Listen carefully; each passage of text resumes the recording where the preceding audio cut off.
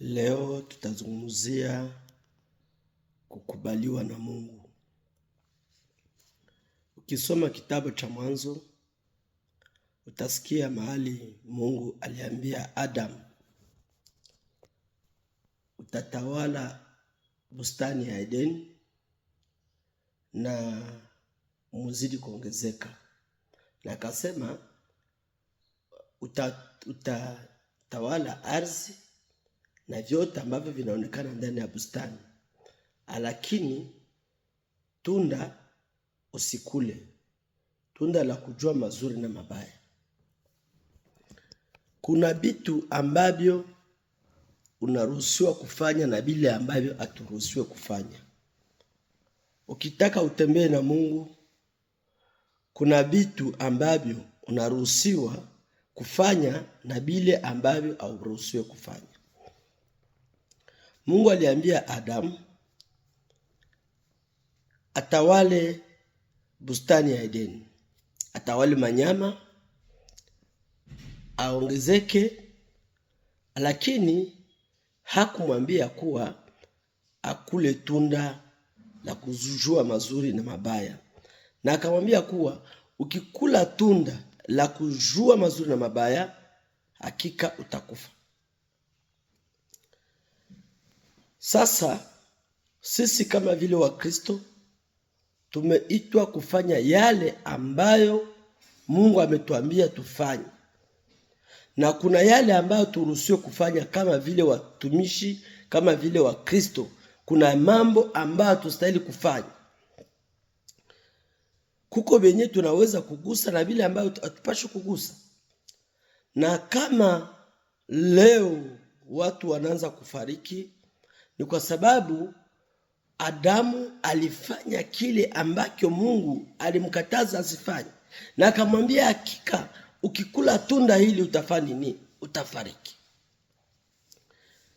Kuko mambo yenye sisi tunaruhusiwa kufanya, na ile mambo tunaruhusiwa kufanya ni kufanya mapenzi ya Mungu. Ndio tunapaswa kufanya. Tunafanya yale ambayo Mungu anataka ili tupate kuendelea. Lakini wakati tutafanya kile ambacho Mungu anatukataza, ndugu yangu, tutakuwa tumefanya vibaya, na ile inaweza kutuletea shida.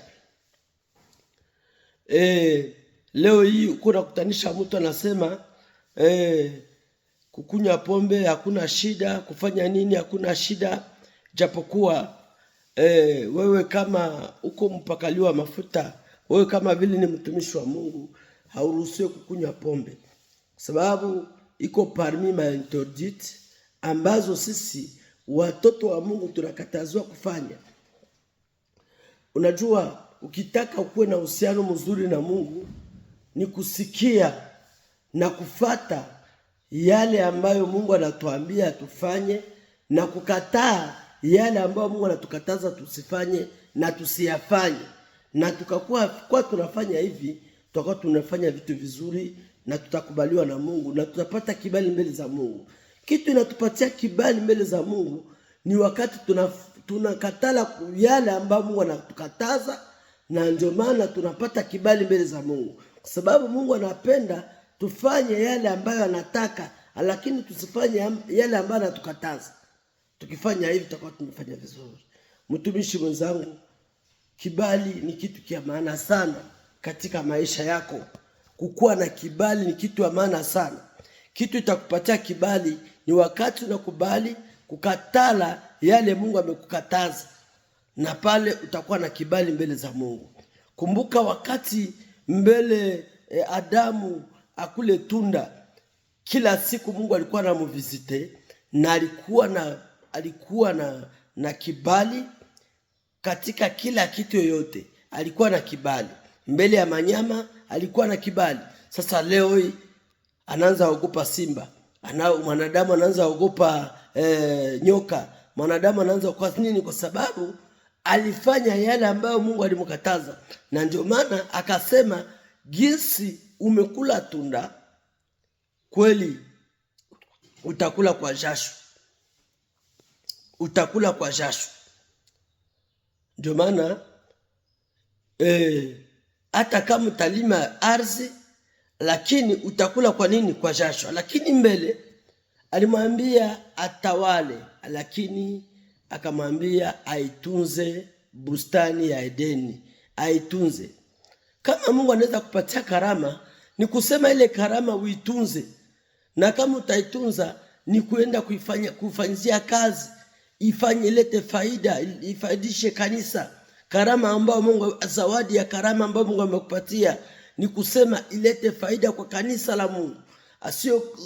Sio kuleta faida kwako wewe binafsi, hapana. Kuikalisha mkartie ya kwanza kutafuta pesa, hapana. Lakini kitu ya mzuri ni wakati Mungu amekupatia zawadi ya karama, hiyo karama uitumikishe kwa faida ya kujenga mwili wa Kristo, na ukafanya vile utakuwa umefanya vizuri. Lakini hapana kuikalisha karama ama kuanza kutumikisha karama kuombea watu, mnipatie pesa, kutabiria watu, mbele ni kutabirie leta pesa.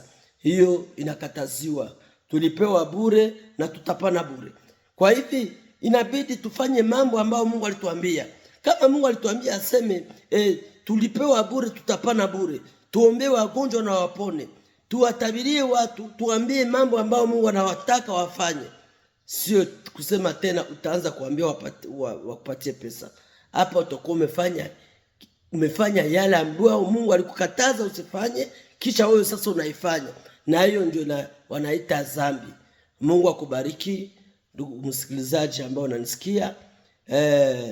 Kama unataka unisikie vizuri, share na comment ili upate kubarikiwa vizuri. Mungu akubariki kwa siku ya leo.